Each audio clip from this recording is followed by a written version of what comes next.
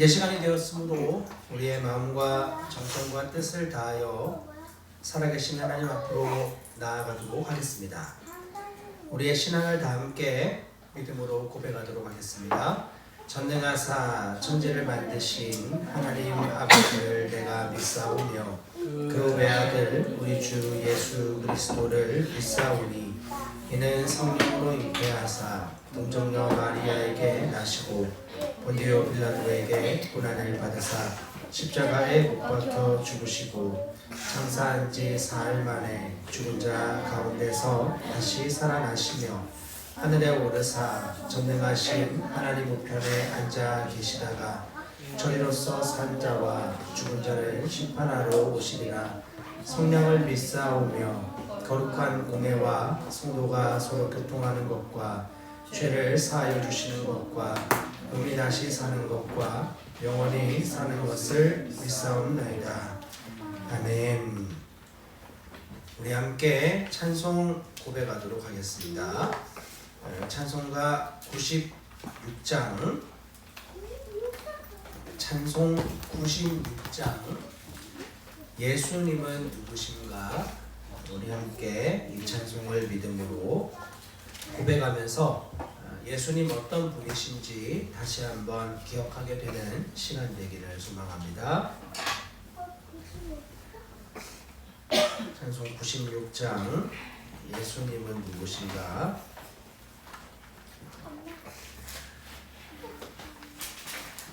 우리 함께 고백하겠습니다.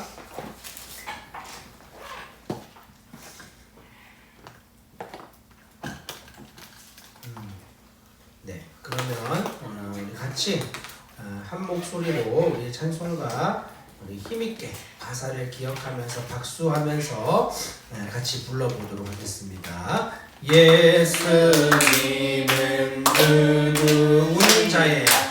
우는 자의 위로와 없는 자의 풍성이며 천한 자의 높음과 잡힌 자의 도임되고 우리 기쁨 되시. 예수님은 누구? 약한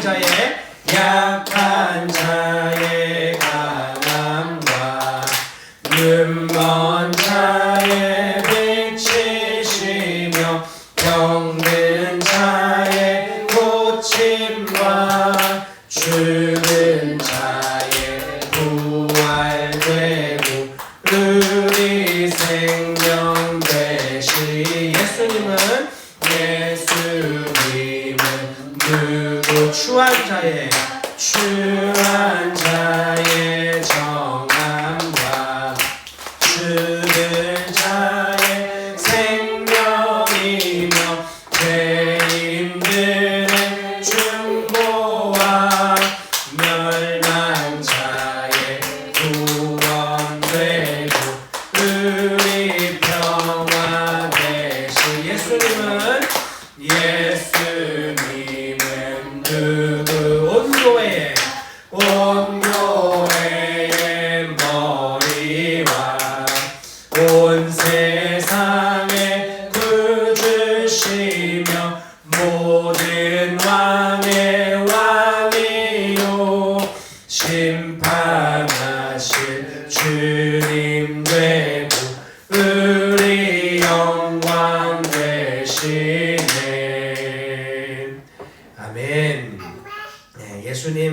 우는 자의 위로와 없는 자의 풍성이신 동시에 모든 왕의 왕이시라는 사실을 우리 다시 한번 신뢰하고 믿는 믿음이 굳건하여지는 시간 되시길 주님의 이름으로 축원합니다. 우리 한 장 더 찬송하겠습니다. 191장 191장을 우리 함께 믿음으로 고백해 보도록 합시다. 191장. 네, 함께 또 아까처럼 박수하면서 같이 찬양해 보겠습니다. 내가 매일 기쁘게 술래길 내가 늘 주의 팔이 나를 안보하미요 내가 주의 큰 복을 받는 참된 비결은 주의 영이 함께함이라네. 성령이 계시네. 할렐루야 함께 하시네. 좁은 길을 걸으며 밤낮 기뻐하는 것 주의 영이 함께함이라. 전의 죄에 빠져서 평안함이 없을 때 예수 십자가의 분노 힘입어 그 발 아래 엎드려 참된 평화 얻은 주의 영이 함께함이라. 성령이 계시네. 할렐루야 함께 하시네. 좁은 길을 걸으며 밤낮 기뻐하는 것 주의 영이 함께함이라. 나와 동행하시고 모든 염려하시니 나는 숲의 새와 같이 기쁘다. 내가 기쁜 마음으로 주의 뜻을 행하면 주의 영이 함께함이라네. 성령이 계시네. 할렐루야 함께 하시네. 좁은 길을 걸으며 밤낮 기뻐하는 것 주의 영이 함께함이. 세상 모든 욕망과 나의 모든 정욕을 십자가에 이미 못을 박았네. 어두운 밤이 지나고 무거운 짐 벗으니 주의 영이 함께함이라. 성령이 계시네. 할렐루야 함께 하시네. 좁은 길을 걸으며 밤낮 기뻐하는 것 주의 영이 함께하. 다시 한번 세상 모든 욕망과 나의 모든 정욕을 십자가에 이미 못을 박았네. 어두운 밤이 지나고 무거운 짐 벗으니 주의 영이 함께함이라. 성령이 계시네. 할렐루야 함께 하시네. 성령이 계시네. 할렐루야 함께 하시네. 좁은 길을 걸으며 밤낮 기뻐하는 것 주의 영이 함께함이라. 성령이 계시네. 할렐루야 함께 하시네. 좁은 길을 걸으며 밤낮 기뻐하는 것 주의 영이 함께함이라. 아멘. 우리 함께 같이 기도하겠습니다. 우리가 믿음의 걸음을 끝까지 걸어갈 수 있는 것은 주님 우리와 함께 하심이고 성령 하나님 우리 마음에 오셔서 우리와 여전히 함께 하시기 때문입니다. 우리는 연약하고 넘어질 때가 많고 하나님 의심할 때가 더러 있지만 그런 우리를 다 알고 불러주신 하나님의 은혜를 기억하며 오늘도 하나님 다시 한번 우리 마음을 강하게 하여 주시고 이 좁은 길을 걸어가지만 밤낮 기뻐할 수 있는 믿음을 더하여 주시고 주님 우리와 여전히 함께 하실 뿐만 아니라 그 모든 것을 능히 감당하게 하시는 하나님이시라는 것을 다시 한번 믿음으로 확정하는 시간이 되어질 수 있도록 고난 속에 더 믿음의 강건한 주님 사람 되어질 수 있도록 역사하여 주시옵소서. 우리 주님의 은혜를 구하며 함께 이 시간 앞에 기도로 나아가도록 하겠습니다. 기도하겠습니다. 하나님 감사합니다. 주님이 오늘 우리를 이 자리로 불러주신 은혜를 다시 한번 기억합니다. 하나님, 우리는 믿음이 약하고 우리는 너무 쉽게 쓰러지고 넘어질 때가 많이 있음을 주님 앞에 정직히 고백합니다. 그럼에도 불구하고 우리를 포기하지 않으실 뿐만 아니라 우리를 완전케 하시는 하나님의 은혜를 끝까지 바라보고 신뢰하는 믿음을 주님 다시 한번 더하여 주시기를 간절히 기도합니다. 주여, 오늘도 우리의 연약함과 우리의 부족함을 넘어 다시 한번 이런 우리를 다 알고 불러주신 하나님의 완전하심을 끝까지 붙드는 시간 될 수 있게 주님 은혜를 도와여 주시옵소서. 우리의 연약함을 넘어 완전하신 우리 주님의 그 선하심과 하나님의 그 완전하신 능력을 끝까지 신뢰하는 믿음을 우리에게 도와여 주시옵소서. 오 주님, 나를 보고 흔들리는 그 시선이 우리 주님께로 온전하게 고정되어지게 하시고 주님으로 인하여 다시 한번 우리의 마음이 굳건하게 확정되는 시간 될 수 있도록 하나님 더욱 역사하여 주시옵소서. 하나님 감사합니다. 오늘도 주님이 우리를 이 자리로 불러주셨습니다. 우리는 믿음이 너무나 연약합니다. 우리는 쉽게 넘어집니다.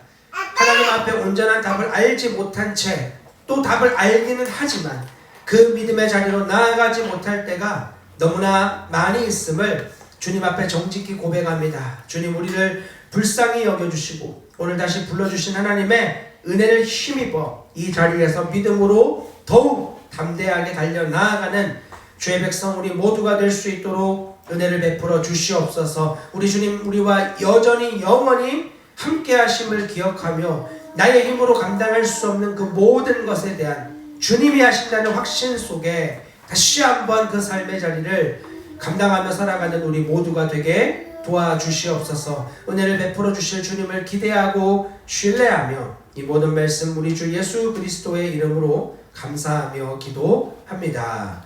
아멘. 아멘. 우리 함께 말씀을 보도록 하겠습니다. 창세기 32장 22절부터 29절까지의 말씀. 창세기 32장 22절부터 29절까지의 말씀.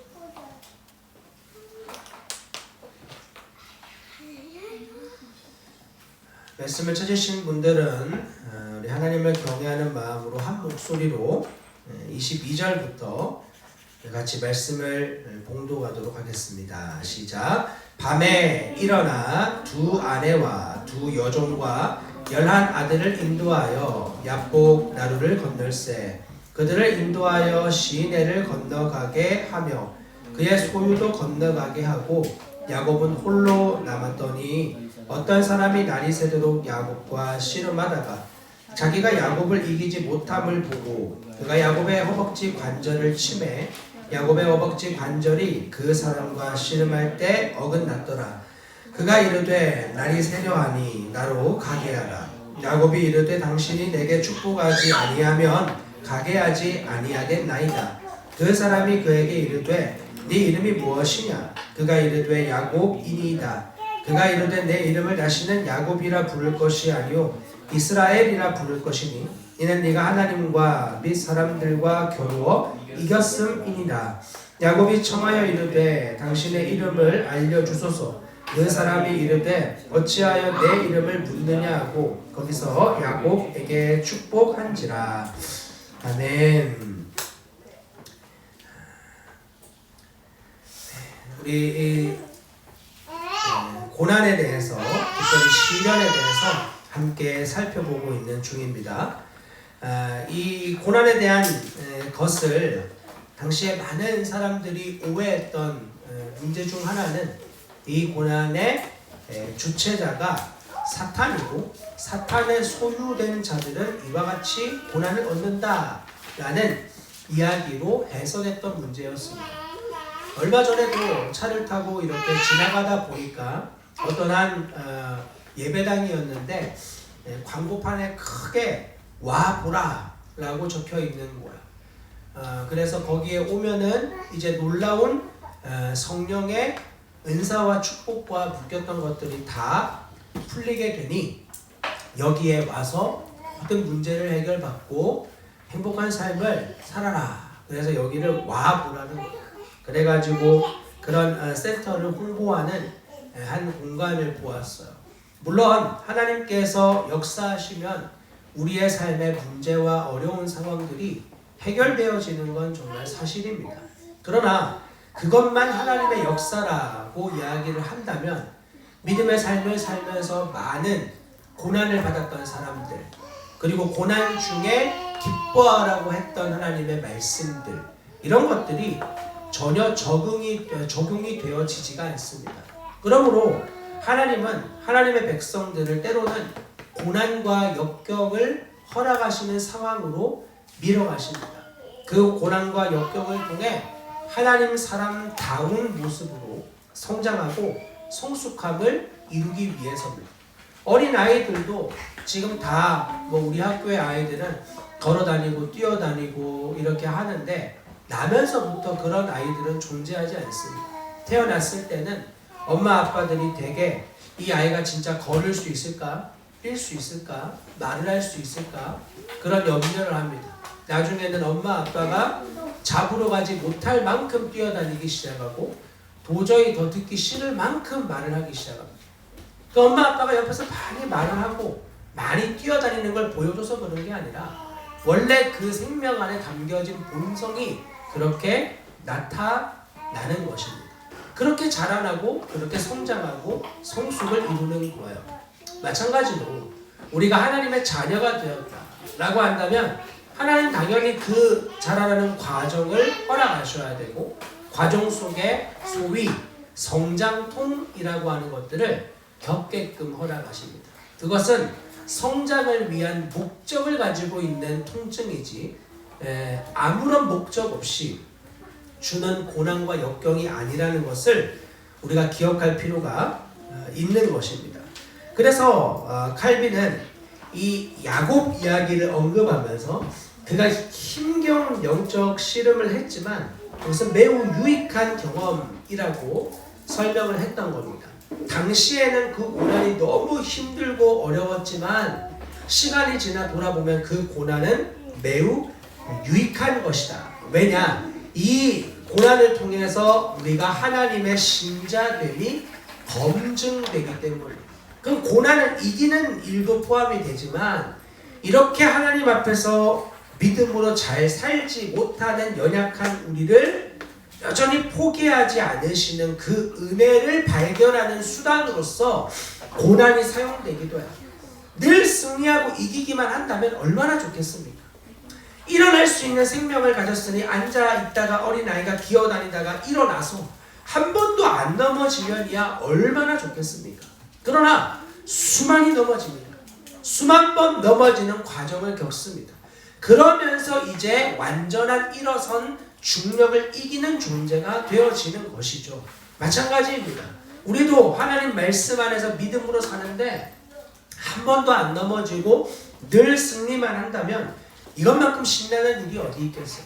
그러나 우리가 조그마한 장난감 하나 만드는 일에도 굉장히 많이 고민하고 씨름하는 가운데 그 문제를 풀어가게 되어 있어요. 블럭 하나 만드는 것도 설명서만 보고 만드는데도 때로는 난해하기 이를 데 없는 문제를 만나기도 하고 아이들 어떤 퍼즐 같은 거 풀 때도 도저히 풀리지 않는 문제 앞에 설 때가 있어요. 그런 과정들을 겪으며 우리가 생각과 감정과 의지의 성장통을 겪는 거예요. 그런 과정들을 통해서 점점 성숙함에 이르는 신앙으로 발전하게 되어지는 것이죠. 그러니 고난은 당연히 하나님의 신자임을 검증하게 하면서 또 하나님 우리를 감당할 수 있는 시험만 주신다 하셨으니 내 힘으로 감당되는 게 아니라 주님 힘과 능력으로 감당되는 시험이라는 의미를 또 깨닫게 되어줘. 이전에는 내가 기도하면 내가 믿음을 좀 쓰면 상황이 쉽게 종결되는 일들이 생겨요. 그런데 그 수준을 넘어가면 치열한 씨름을 해야 되는데도 문제가 풀리지 않는 상황 속에 내어질 때가 있어요. 욥기를 보십시오.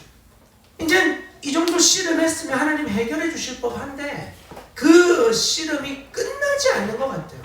계속 반복되는 고난과 역경, 오해와 핍박, 이런 일들을 통해서 하나님은 욥을 하나님 수준으로 만들어 가셔.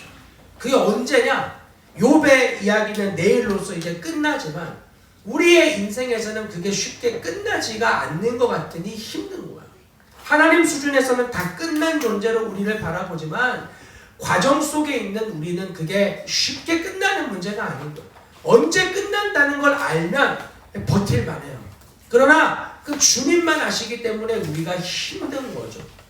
그렇지 않습니까? 그래서 요셉이 형들에게 팔려가고 그리고 거기에서 또다시 노예로 팔려가고 그런 시간들을 무려 13년이라는 시간, 짧게 잡았을 때 이 정도의 시간을 겪는 것으로 보여집니다. 그런 시간의 치열함을 요셉이 겪게 되었습니다. 여러분, 그 시간을 시편에서는 영혼의 착고를, 영혼의 쇠사슬이 끼어지는 경험이었다라고 성경 기자가 표현합니다. 요셉은 그의 영혼에 쇠사슬이 뚫리는 것 같은 고난을 겪는 것처럼 그는 끝나지 않는 고난을 겪는 것이라 느꼈어요. 이 과정이 끝이 안 나는 것 같은 거야. 그러나 하나님 그의 영혼의 구멍을 뚫으시면서 단지 비참한 노예로서의 흔적을 새기는 것이 아니라 하나님의 소유요, 그의 택하신 백성이요, 그가 택한 하늘과 땅을 이어주는 아름다운 제사장의 역할을 감당할 수 있는 수준으로 세워가기 위한 하나님의 놀라운 일하심이라는 것을 그가 깨닫게 되어지지 않습니까? 그래서 결국 자신을 미워하던 형들을 용서하고 사랑하는 자리로 나아가게 만들지 않습니까? 그런 성장과 성숙을 불같은 시험을 통해 우리 안에 이루어내시는 거예요. 그러니까 우리는 시험을 통해서 우리의 믿음이 연단되어지고 하나님 앞에 올바르게 나아가고 있는지 점검되어지고 또 내가 굉장히 믿음을 잘 쓰는 줄 알았는데 되지 않는 모습을 보며 절망 가운데 이런 비참한 자를 불러주신 하나님 은혜를 기억하며 그 상황 속에서 점점 다루어짐을 받게 되는 것입니다. 여러분, 그러므로 시험이라고 하는 단어는 사실은 두 가지 의미가 다 있다고 했어요. 우리를 테스트하는 의미도 있지만 유혹하는 의미도 같이 가지고 있어요.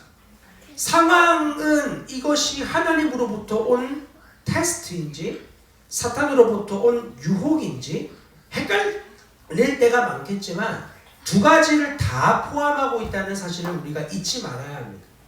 이 시험은 테스트이면서 동시에 유혹이에요. 이 유혹은 동시에 우리를 성장시키는 도구가 되어줘요. 두 개가 다 함께 들어있는 것입니다. 여러분, 이런 시험들이 때로는 큰 고통과 공포가 되어질 수 있기도 하지만 이러한 고통과 공포의 시험은 아무에게나 주는 것이 아니라 하나님 안에서 성장시키고자 하는 초점과 목적을 가진 사람에게만 주시는 것이다. 우린 이 사실을 기억해야 됩니다.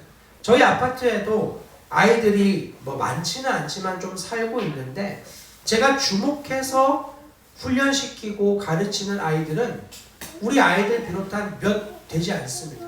왜 그렇습니까? 갈마동에 아이들 많이 있겠지만 다 그 아이들에게 훈육하고 양육하고 가르치지 않습니다. 왜 그렇습니까? 우리에게 맡겨진 하나님이 정말 세우고자 하시는 구별된 아이들이기 때문입니다. 그런 아이들을 하나님의 초점에 맞추어 성장시켜 가는 거예요. 그러니까 그 훈련을 받는 것을 왜 이런 학교를 해가지고 왜 내가 여기에 부름을 받아가지고 원망과 불평으로 받는 것이 아니라 특별한 부르심을 받았구나. 특별한 자리로 하나님이 나를 불러주셨구나. 이런 믿음을 우리 어린 아이들도 써야 하는 것이고 우리 어른들도 써야 하는 것이에요. 그러면서 정말 하나님의 놀라운 준비된 은혜를 깊이 맛보고 경험해야 될 줄 믿습니다. 자, 그러면 우리 계속 이 내용을 살펴봅시다. 하나님과 투쟁하는 야곱의 이야기를 살펴보고 있습니다.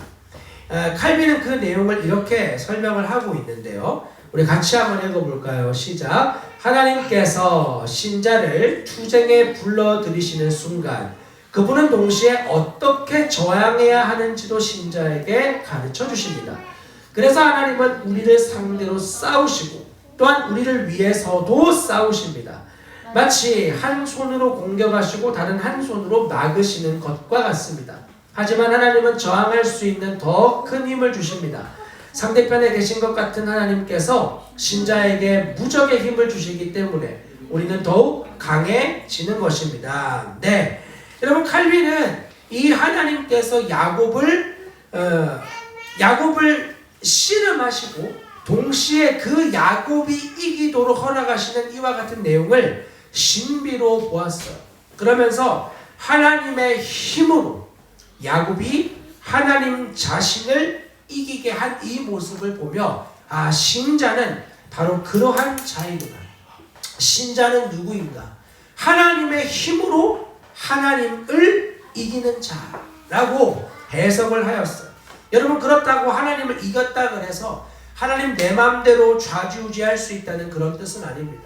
어떤 이들은 내가 기도하고 애쓰고 힘쓰면 하나님께서 뜻을 바꾸셔서 내가 원하는 결과들을 만들어낼 수 있을 거라고 생각하는 기복적 신앙을 가진 사람들이 있습니다. 그것은 완전한 오해예요. 저와 같은 부족한 인간도 자녀가 올바로 성장하기 위하여 부단히 저의 기준의 아이를 맞추도록 힘씁니다. 아이는 그것을 맞출 능력을 원래부터 탑재하고 나온 거 아닙니다. 훈련을 통해 다듬어지고 배워가는 거예요. 저와 같은 미숙한 어른도 사회생활, 공동체 생활을 위한 최소한의 것들을 가르치기를 힘써요. 물론 저의 정서의 왜곡과 죄로 인한 오해로 아이들을 잘못 가르치는 경우들도 있긴 하지만 초점은 어쨌건 올바로 가르치기 위한 훈련이라는 거예요. 그렇다면 저도 아이들에게 타협하지 않고 끝까지 옳다고 하는 것을 밀어붙일 때가 있는데 하나님이 그의 사랑하는 자녀들이 올바르지 못한 것을 요구하고 강요할 때 하나님께서 나 몰라라 그러고 허락하신다. 전 그런 하나님은 결코 존재하지 않다고 봐요. 그 허락하심이 만약에 있다면 그것을 통해 큰 코를 다치게 만드시고 나서 하나님 앞에 엎어지는 기회로 삼으신다면 몰라도 무조건적으로 허락하시고 허용하시는 하나님, 그런 하나님은 성경 어디에도 존재하지 않습니다. 성경은 하나님의 절대적 주권을 강조합니다. 그리고 우리에게 단지 저 주실 뿐만 아니라 그 일을 통해서 하나님 깊이 배우도록 만들어가게 하시는 거야. 그래서 창세기 32장 28절 말씀을 보시면 아까 뭐라고 적혀 있는지 우리 같이 읽어볼까요? 시작. 그가 이르되 네 이름을 다시는 야곱이라 부를 것이 아니요 이스라엘이라 부를 것이니 이는 네가 하나님과 및 사람들과 겨루어 이겼음이니라. 아멘. 네, 하나님과 사람과 겨루어 이긴 자. 이 말씀을 오해해서 이스라엘이라는 새 이스라엘 백성 된 사람은 하나님을 이기고 사람도 이기고 그래서 완전히 내 마음대로 내 뜻대로 사는 존재라 생각을 할 때가 있어요. 그러나 이스라엘은 그런 의미가 아니에요.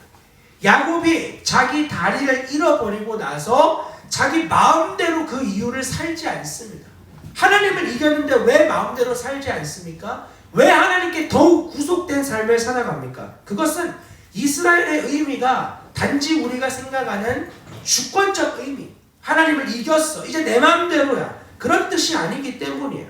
여러분, 이걸 좀 더 풀어 해석하면 이와 같이 말할 수 있겠어요. 자, 같이 읽어볼까요? 왜냐하면, 시작. 왜냐하면 네가 하나님과 함께 사람들과 함께 투쟁하고 이길 것이기 때문이다. 아멘. 여러분, 이 이름을 좀 더 풀어서 말씀을 드린다면 이전의 야곱의 삶은 철저하게 자기 생각과 계산과 방법과 수단으로 목적을 이루는 삶이었습니다. 그렇죠? 야곱의 삶은 완벽한 계산적 그리고 자기 추구적 방법을 이용하여 원하는 목표를 이루고야 마는 거예요. 그런데 그보다 더한 적수를 만났으니 그의 삼촌이었던 라반이죠. 라반은 이 야곱보다 훨씬 수가 많은 사람이었어요. 그래서 그의 딸이었던 레아와 라헬 둘 다를 야곱에게 시집 보내버리고 또 그러한 시집을 보내는 것이 야곱을 이용하여 더 많은 재산을 얻고자 하는 욕심과 욕망 때문이었어요. 야곱의 수를 보고 그 야곱 위에서 야곱을 가지고 놀 수 있는 사람. 여러분, 그가 바로 라반이었어요. 이 라반을 통해 야곱이 엄청난 고난을 겪습니다. 엄청 눈칫밥을 많이 먹은 것 같아요. 그래서 돌아오는 길에 삼촌에게 말도 하지 않고 돌아오지 않습니까? 왜 그랬을까요? 딸들이 말합니다. 우리 아버지에게 말하면 절대 보내주지 않을 것이니 몰래 도망가기로 작정을 합니다. 우리 아버지한테 말해봐야 아무것도 아버지가 주지 않을 것이니 말하지 말고 가자고 이야기를 합니다. 이미 자녀들에게도 거의 버림을 받은, 인정을 받지 못하는 모습이 라반이었어요. 그만큼 지독했던 거예요. 자, 그런 라반 앞에 이 야곱이 큰 다름을 받게 된 거죠. 큰 다름을 받게 돼서, 그리고 이제 돌아왔는데 무슨 일이 생깁니까? 형을 만나야 되는 거예요. 형을 만나야 되는데, 형이 벌써 수십 년 전에 형이 어떤 일이 생겨요? 형의 장자권을 자기가 빼앗아서 도망을 친 거예요. 근데 하나님을 알아가는 과정 속에 이 장자권 2배의 축복을 받는 거 다 좋다 이거예요. 근데 그거 죽으면 아무 소용없는 거죠. 무슨 일이 생깁니까? 형이 자기를 죽이겠다고 400명의 군사를 이끌고 돌아오는 이야기를 듣는 겁니다. 딱 봐도 환영식이 아니에요. 죽이러 오는 거야. 두려움 앞에 서는 거죠. 그때 재산도 다 보내고 자녀들, 아내까지 다 보내버리고 자기 혼자 비겁하게 자기만 그 강을 넘지 않고 버팅기면서 씨름하는 가운데 하나님을 만나 거기서 하나님과 씨름을 했던 거예요. 여러분, 그런 가운데 주님이 야곱에게 뭐라고 말씀하십니까? 이 야곱이 특별한 존재인 걸 알고 자기에게 축복을 구하죠. 그때 천사가 말합니다. 야, 네 이름이 뭐냐? 이름이 뭐냐? 야곱이 자기의 수치스러운 이름을 말합니다. 야곱입니다. 뒤꿈치를 잡는 자, 혹은 어떤 이들은 이게 도둑놈, 사기꾼, 이런 의미까지도 들어갈 수 있다 그래요. 이 의미는요, 지금까지 살아온 인생의 모든 것을 요약하는 축소판이에요. 야곱의 인생은 요즘 말로 야곱이 야곱한 삶이다, 이런 식의 이야기를 하는 거예요. 야, 그 삶을 보니까 그래, 야곱이 야곱했네, 이런 것처럼 아주 비열하고 비겁하고 수단 방법 가리지 않고 자기 이득을 위해서 무슨 짓이든 할 수 있는 야곱의 인생을 하나님이 야곱 앞에 딱 드러내시는 거예요. 너 이름 뭐야? 야곱인데요. 이건 어떤 의미입니까? 너 야곱 아니야. 너 지금까지 네 인생, 네 방법, 네 생각, 네 계획, 네 뜻대로 다 풀어왔잖아. 너가 지금까지 이룬 것들 아니야. 이번에도 네 힘으로 해야지. 자, 네가 해결해봐. 너의 노력과 방법으로 지금까지 해왔잖아. 이제 네 형 에서를 만날 시간이야. 너 야곱이잖아. 네 이름 능력으로 한번 해봐. 야곱이 도저히 안 되는 거야. 모든 수를 다 써도 이 상황을 해결할 수 있는 방법이 없는 거야. 아무리 노력해도 이미 한번 크게 등쳐먹은 형의 마음을 자기 힘으로 바꿀 수가 없는 거야. 그때 야곱이 엎어지는 거야. 그때 주님이 주신 말씀이 이스라엘이에요. 무슨 뜻입니까? 너 더 이상은 야곱 아니다. 왜 그렇게 말씀하셔요? 더 이상 야곱의 방법, 야곱의 가치관, 야곱의 생각, 야곱의 습성으로 너 사는 자 아니야. 너 이제 이스라엘이야. 어떤 의미라 그랬어요? 너 이제 네 힘으로 싸워 이기는 거 아니다. 누구와 함께 싸운다고요? 하나님과 함께 싸우는 거야. 너 이제 너 혼자 싸우는 전쟁 없어. 너 혼자 싸우는 일 없어. 야, 내가 너와 함께 싸울 거야. 그리고 너 이때까지 특히 사기꾼들, 여러분 사기꾼들의 특징은 절대 다른 사람 안 믿죠. 다른 사람 안 믿어요. 왜냐하면 자기가 사기치고 다니니까 다른 사람을 의심할 수밖에 없는 거예요. 그런데 하나님이 이 야곱의 존재를 바꾸시면서 더 이상 너 혼자 네 방법으로 너가 하나님 믿으면서 혼자 사는 그런 신앙생활 아니고 너 사람들과 함께 싸워 이기는 자로 내가 너 이끌 거야. 이렇게 말씀하시는 거야. 여러분 완전히 야곱의 삶을 뒤집어 엎어버리시는 거야. 야 내가 더 이상 네 가치관, 네 생각, 네 방법, 네 계획대로 나 일하는 하나님 아니야. 너 그런 방법으로 지금까지 살아왔지만 난 그 방법에 너를 믿지 않아. 너를 그를 쓸 수가 없어. 넌 나와 함께 싸우는 자다. 넌 사람들과 함께 연합하여 싸우는 자다. 그리고 승리를 쟁취하는 자다. 완전한 믿음의 삶으로 하나님이 야곱을 초대하고 부르시는, 그렇게 시작시키시는 거예요. 이 다음에도 야곱은 많이 넘어집니다. 많이 쓰러집니다. 그러나 하나님 그를 떠나시지 않아요. 그때부터 하나님 계속 그를 이스라엘이라 불러요. 마치 우리와 같이 복음을 만나고 구원을 받았고 새로운 생명 되었다 하지만 여전히 넘어지는 일 많고 쓰러지는 일 많고 믿음으로 달려가지 못하고 좌절하고 절망하고 한 걸음도 떼고 싶지 않은 나의 모습을 직면하는 것과 같지 않습니까? 여러분 그러므로 하나님은 하나님과 더불어 싸우는 이 투쟁을 통해서 신자를 하나님의 사람으로 성장시키고 성숙하게 만들어 가십니다. 네 싸움 아니다. 이제 내가 너와 함께 싸운다.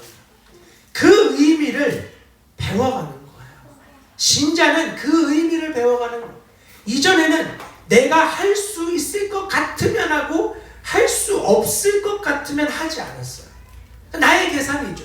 그러나 믿음의 삶은 무엇입니까? 주님이 불러주셨느냐, 주님이 맡기신 거냐, 이 한 가지를 꽉 붙드는 거야.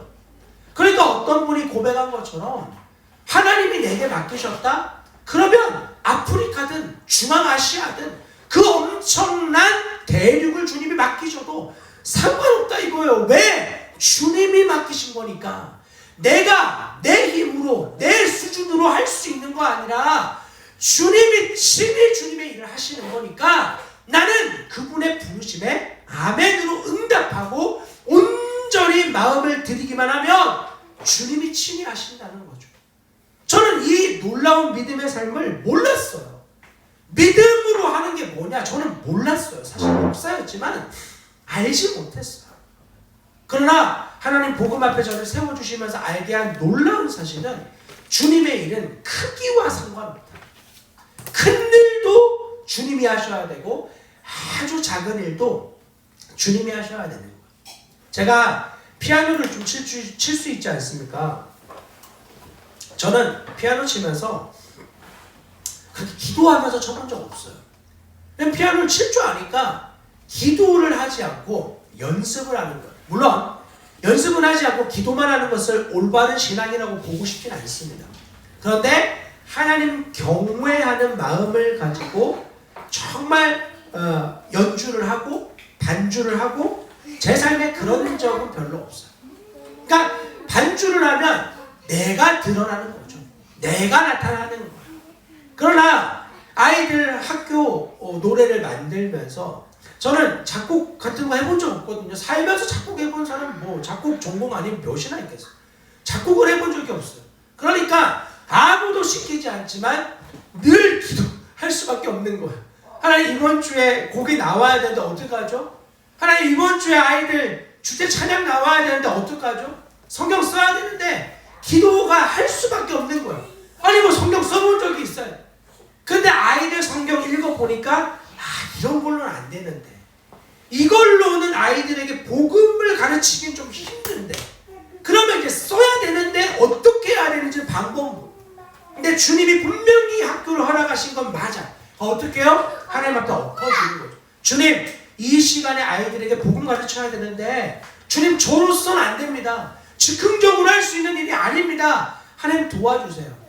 그래서 나온 결과들 물론 아직도 다듬어져야 될 게 많고 뭐 시간 날 때마다 계속 업그레이드해 나가고 있지만 지금 돌아보면 와 진짜 내가 한 거 아니구나.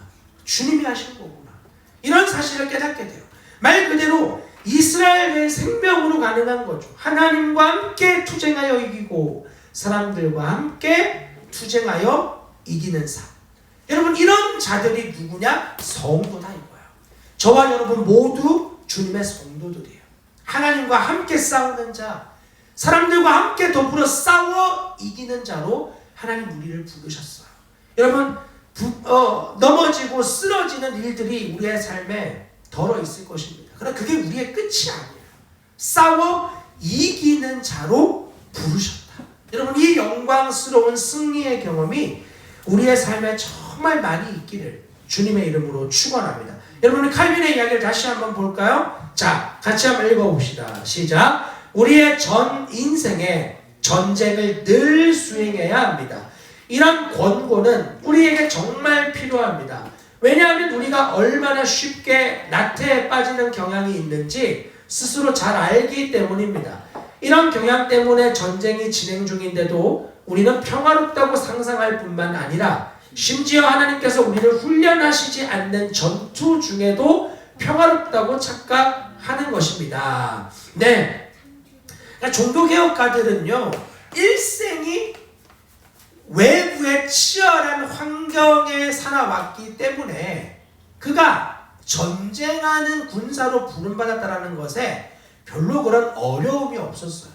왜냐하면 외부에서 핍박이 너무 심하니까 아주 순결하고 깨끗하고 정결해지는 삶을 사는 거죠. 우리의 믿음의 삶은 참 신비하게도 외부에 어려움이 많으면 되게 정결하게 되어지기 쉽습니다. 어폐가 있는 것처럼 보이지만 외부의 환경에 어려움이 많으면요 우리 안에 점점 소위 본질이 아닌 것들을 걸러내기 시작해요. 이 본질이 아니네, 이건 중요한 게 아니네, 그러면서 어려움이 있을 때마다 중요하지 않은 것들을 다 떨어내기 시작해요. 그래서 진짜 본질만 남는, 핵심만 남는 그런 기회가 되어져. 그러나 외부의 핍박이 사라지면 놀랍게도 기독교의 부패는 언제나 내부에서 시작이 됩니다. 내부의 골맞음, 썩어짐으로 기독교의 부패는 역사 속에 늘 진행이 되어져 왔어요. 번영할 때, 번성할 때, 그럴 때 엄청난 부패가 찾아오는 거예요.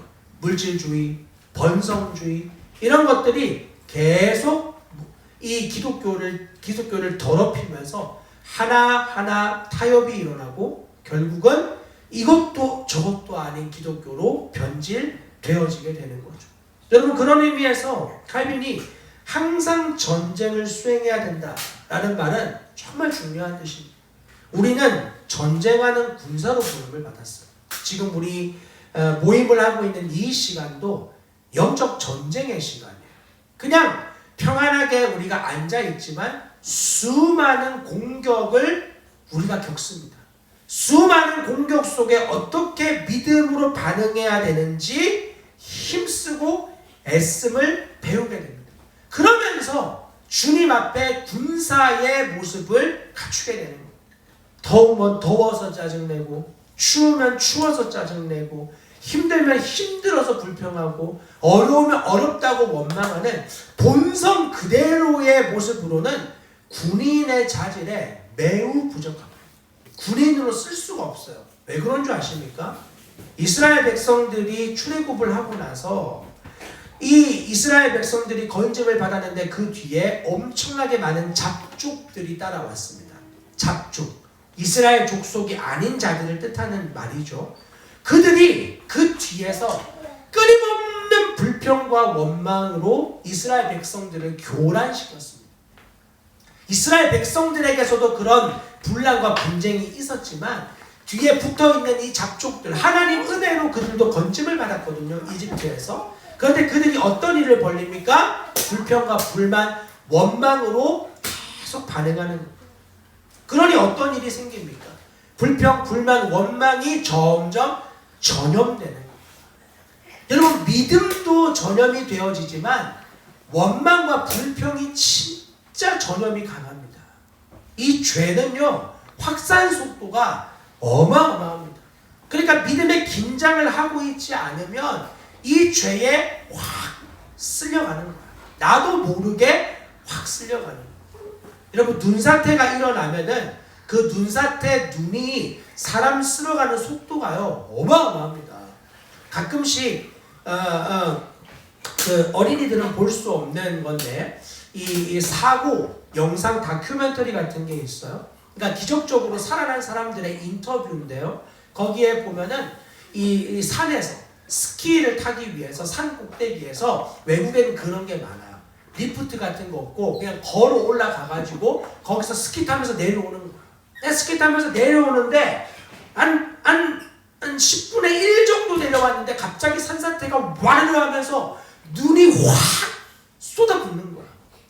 하고 돌아봤는데 저 꼭대기에 있던 눈이 벌써 자기 앞에 와서 확 덮치는. 그리고 그 눈 별거 아닌 것 같잖아요. 그 눈이 엄청난 힘으로 확 밀어닥치자 거기 그대로 압사돼 버렸어. 그대로 깔려버린 거야. 그러면 이렇게 파가지고 구멍만 그럴 수가 없는 거야. 그럴 수 있을 것 같잖아요. 이게 사고가 그런 거야. 어린이들에게 접신물에도 빠지면 죽는다는 옛말이 있듯이 그거 뭐 접신물 거기 빠진다고 죽는 거예요. 당황하면 그럴 수 있는 거예요.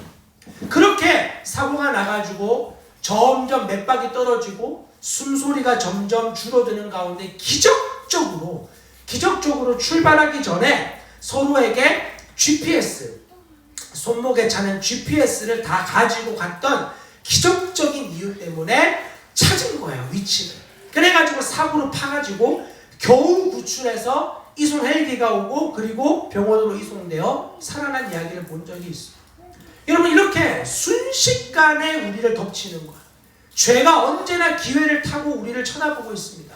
가인에게 하나님이 말씀하죠. 너 죄가 네 문 앞에 있으니 너 죄를 다스려라. 지금 우리에게도 마찬가지예요.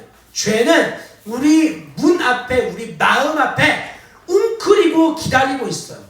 그리고 우리를 잡아먹기 위한 수단, 방법을 가리지 않고 끊임없이 공격해요. 거기에 마음을 빼앗기면 이도저도 안 되는 거예요. 그리고 하나님을 향한 기쁨도 잃어버리고 하나님을 향한 감격도 누리지 못한 채 그냥 시간만 때우다가 여전히 마음의 공허함만 채우고 떠나가는 그런 비참한 신앙인이 될 수밖에 없는 것입니다. 저를 비롯해 전 이곳에 우리 누구도 그런 비참한 삶을 살지 않길 바라요. 여러분, 우리는 전쟁 중이라는 것을 꼭 기억하십시오. 전쟁 중입니다. 전쟁 중일 때는 긴장을 하고 있기 때문에 마음이 쉽게 나태해지지 않습니다. 우리가 학교를 하고 있지 않습니까? 학교에서 아이들 앞에서 함부로 화내지 않습니다. 왜 그렇습니까? 옆에 다른 지체들이 있기 때문이에요. 다른 지체들이 나를 바라보는 이목과 시선 때문에 함부로 반응하지 않고 애를 씁니다. 힘을 씁니다. 그렇죠? 마찬가지예요. 그러나 집으로 돌아가는 순간부터 긴장이 풀립니다. 전쟁이 끝났다고 생각하는 거야. 아닙니다. 그때부터가 전쟁인 거예요. 그때부터 진짜 싸움인 거예요. 그때부터 진짜 믿음을 써야 되는 거예요. 그러지 않으면 하나님이 훈련시키지 않는 전투, 우리로 치면 학교를 떠난 자리, 교회를 떠난 자리, 그때 여전히 전쟁 중인데도 평화롭다, 아무 문제가 없다 스스로 착각하는 어리석음을 겪게 된다는 것입니다.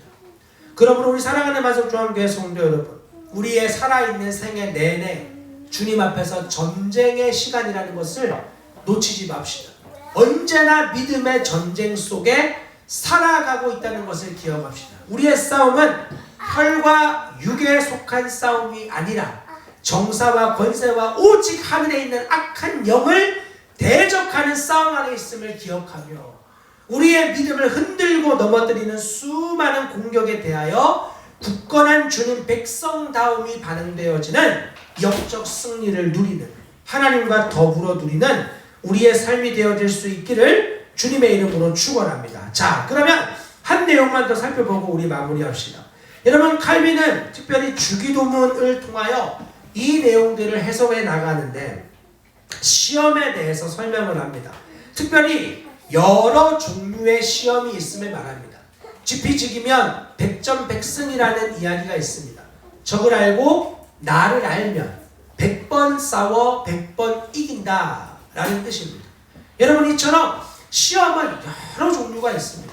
우리는 다양한 전쟁을 할 수 있어야 됩니다. 이순신 장군이 등장하는 영화 중 노량이라는 영화가 있죠. 그 전쟁에서 어떤 해전들이 벌어집니까? 여러 수군들과의 배를 가지고 하는 수전이 있습니다.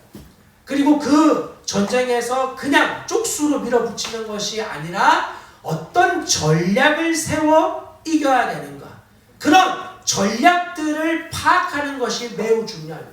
적은 어떤 전략을 사용하는가 파악하여 준비를 하는 것이죠. 뿐입니까? 이 수군으로서 전쟁을 하는 것은 단지 배로만의 전쟁이 아니라 배와 배가 부딪혀 결국은 칼을 들고 서로의 배에 올라타서 싸워야 되는 백병전도 준비를 해야 합니다. 그러니까 전쟁 하나를 준비하기 위해선 굉장히 다양한 가능성들을 준비하는 거예요. 우리는 수군인데 왜 칼을 들고 휘두르고 화살을 쏘는 백병전을 준비해야 되는가? 그렇게 부름을 받았기 때문이에요. 우리는 노를 젓는 자들인데 왜 칼을 들고 휘두르는 훈련을 해야 되는가? 노만 잘 저으면 되지 백병전 하면 칼을 꺼내서 적과 싸워야 되기 때문이에요. 여러분, 이처럼 엄청나게 많은 종류의 시험이 우리의 삶에 있습니다. 특별히 뭐가 있습니까? 우리의 생각의 싸움. 여러분, 우리의 생각 속에 사단이 잘못된 생각을 심어줍니다. 나는 못해. 난 안 될 거야. 나는 불가능해. 맞아요. 거기가 끝이 아니잖아요. 그래서 누가 하시는 거죠? 그래서 주님이 하셨고, 그래서 주님이 하셔야 돼. 여기까지 나가야 되는데 자기의 후회와 한탄에서 끝나는 거예요. 하나님 알지 못하는 자들은 대개 자연주의자, 허무주의자로 인생이 끝나게 되어 있어요. 여러분, 자연을 보십시오. 위대하고 거대한, 변하지 않는 이 자연을 볼 때마다 내가 좋을 때는 너무 위대하지만 내가 삶이 힘들고 팍팍할 때는 이것만큼 냉정한 게 없어요. 나는 죽어가고 나는 나약해지는데 여전히 다음날 아침에 해가 떠요. 여전히 세상은 바쁘게 돌아가.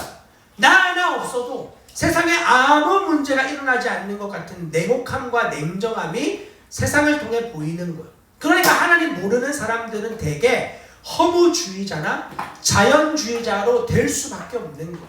하나님을 알아야 비로소 경이로운 자연을 보면서 위대한 창조주를 찬양하고 경배하는 합일이 일어나게 되어지는 거예요. 여러분, 우리의 생각의 공격을 주의하십시오. 안 된다, 못한다, 불가능하다. 물론 우리의 힘으로는 그렇습니다. 바뀌지 않을 것 같다. 우리의 생각과 계산으로는 그렇습니다. 그러나 주님이 하시면 그렇지 않는 거예요. 주님이 다루시면 위대한 하나님의 백성으로 세워지는 거예요. 또 어떤 공격이 있을까요? 안목의 정욕. 우리의 눈에 수많은 추구하고 싶은 정욕의 것들. 하나님이 그어준 선을 넘어서고 싶은 아담과 하와가 저지른 죄. 절대로 먹지 말라고 했던 선악과를 먹어버리는, 하나님의 명령을 어기고 싶어하는 그러한 것들, 자극들. 이것이 바로 안목의 정욕이죠. 그런 의미에서 우리가 가지지 못할 것들에 대해 너무 부추기는 그러한 영상이나 혹은 이러한 것들을 보지 않기를 힘써야 돼요. 그러한 것들을 계속하여 내가 자극을 받으면 결국 안 되는 것에 대한 좌절과 절망이 크게 일어나게 됩니다. 하나님이 허락하신 것에 대한 감사와 기쁨이 잘 세워져야 그 다음에 스텝으로 나아갈 수 있는 거예요. 자, 그리고 죄의 본성의 싸움이 있습니다. 내가 좋아하고 끌리는 것들 주의해야 됩니다. 이것이 하나님의 은혜로 구속이 되지 않으면 나는 여전히 내가 좋아하고 끌리는 것만 하고 싶어요. 그것은 사실은 어떤 의미에서 죄는 아닙니다. 예를 들어 내가 옛날에 제가 그 공동체 훈련을 받을 때 한 선교 어떤 그 지체 덕분에 우리 그 센터에 삼겹살이 아주 좋은 게 2박스인가 들어왔어요. 그래가지고 오늘은 이제 삼겹살 파티다. 이래가지고는 이제 삼겹살을 잘라가지고 먹는데, 야, 우리 훈련생 8명밖에 없었거든요. 8명인데 고기 굽는 방법이 다 다른 거예요. 어떤 분은 완전히 과자처럼 바짝 익혀 먹는 사람이 있는 반면 어떤 분은 요즘에는 돼지고기도 그냥 생걸로도 먹어 이러면서 그냥 불만 이렇게 몇 번 하면 바로 입에 집어넣는 거예요. 저는 이제 중도의 입장을 지키기 때문에 어느 정도는 좀 구워줘야 된다라는 입장인데, 와 진짜 뭐 불만 갖다 대면 바로 드시는 그런 분이 있고, 이쪽에는 완전히 바짝 익어야 먹는 분이 있는 거예요. 또 고기가 다 구워지면 어떤 분들은 살코기만 먹는 거야. 어떤 분은 비계는 안 먹어. 어떤 분은 다 먹어. 어떤 분은 비계까지 먹는데 껍데기는 또 떼. 근데 이제 훈련생들에게는 좀 이제 용납이 있어요. 이게 안 되니까 훈련 받으러 왔겠지. 그래서 선교사님들이 훈련생들 배려한다고 불판을 2개를 해줬어요. 그래서 여기는 바짝 구워 먹는 사람들 이쪽으로 모이고, 여기는 물렁파, 물렁물렁하게 그냥 구워 먹는 사람들 여기로 오라고 나눠주셨어. 여기까지는 좋다 이거예요. 그런데 문제는 이제 여기 훈련생들 중에서 이제 훈련생들은 뭘 어떻게 먹던 선교사님들이 별로 그렇게 개의치 않는데, 선교사님들 중에서 비계를 떼먹는 분이 계셨던 거예요. 비계를 떼먹는. 그걸 보고는 학교장님이 참지 못했어요. 다른 사람들을 다 그렇다 치지만, 아니 어디 선교사가 돼가지고 비계를 떼먹냐고. 선교사까지 돼가지고 지금 비계를 떼먹는 게 말이 되냐고 이러면서 엄청 이제 책망하셨던 이야기 이제 지금도 생각이 나요. 이런 비계를 떼먹는 것, 이것은 죄는 아닙니다. 나쁜 것이 아닙니다. 그러나 중요한 것은 무엇입니까? 그것이 정말 믿음으로 하고 있는 것입니다. 믿음으로 하지 않는 모든 것이 다 죄입니다. 믿음으로 하지 않는 책망은 다 죄입니다. 믿음으로 하지 않는 비계를 떼먹거나 혹은 비계를 다 먹으면서 믿음으로 권면하지 않는 말들은 모두 다 죄예요. 이 믿음의 훈련이 되어지지 않으면 우리에게는 성장이 되지 않아요. 올바른 분별의 삶을 잘 살아가기 힘들어요. 그래서 우리의 모든 영역이 하나님 앞에 믿음이라는 채에 한번 걸러짐을 당해봐야 돼요. 돈도요, 믿음의 다루심을 받아봐야 돼요. 음식도요, 믿음의 다루심의 훈련을 받아봐야 돼요. 이런 다루심의 훈련을 받지 않고 내 습성대로 내가 살잖아요. 그러면 어떻게 됩니까? 아, 나 원래 이런 사람이야. 아니 원래는 어디부터 원래예요? 어디부터 원래냐? 자긴 그렇게 살아왔다 이거야. 그 말은 한 번도 믿음으로 이 삶을 돌파해보거나 넘어가볼 생각조차 못해본, 안 해본 믿음이 없는 사람이다라는 뜻이에요. 여러분, 믿음의 훈련을 해봐야 돼요. 질병의 문제가 아니라면 반드시 믿음의 체에 나의 모든 행위가 걸러져 봐야 돼요. 그래야 내 이 하지 못함 속에 숨어있는 죄를 발견하게 됩니다. 비계 안 먹는 거 죄 아닙니다. 그러나 그 안에 자기 옳음, 내 경험을 넘어가고 싶지 않은 자신의 이 터, 하나님은 이 터를 허물어야 비로소 일하시거든요. 이 터를 절대 안 허물고 하나님을 그 터에다가 딱 집어넣으려고요. 그 터에다가 하나님을 딱 집어넣고, 그리고 그 터에서 하나님이 움직여야만 하나님 살아계신 분이다 생각하는 것, 그렇지 않습니다. 그런 전쟁들을 잘 수행해야 되는 거예요. 자, 우리 칼빈의 이야기를 다시 봅시다. 시작. 쓰라림과 괴로움에 사로잡혀 용기를 잃고 신뢰와 희망을 버리고 마침내 하나님으로부터 완전히 떠나게 됩니다. 그러나 이제는 번영으로 말미암아 교만하거나 우쭐대지 않고 동시에 가난과 부족으로 말미암아 낙심하지 않아야 합니다. 네, 둘 다 지금 하나님을 떠나고 있는데, 첫 번째 무엇입니까? 신뢰와 괴로움과 쓰라림에 사로잡혀가지고 하나님을 떠나버리는 거예요. 하나님을 인정을 못하는 거예요. 아니 내 삶을 왜 이렇게 힘들게 하는 거야? 내 삶 왜 이렇게 어렵게 만드는 거야? 그러면서 하나님으로부터 점점 멀어지는 거.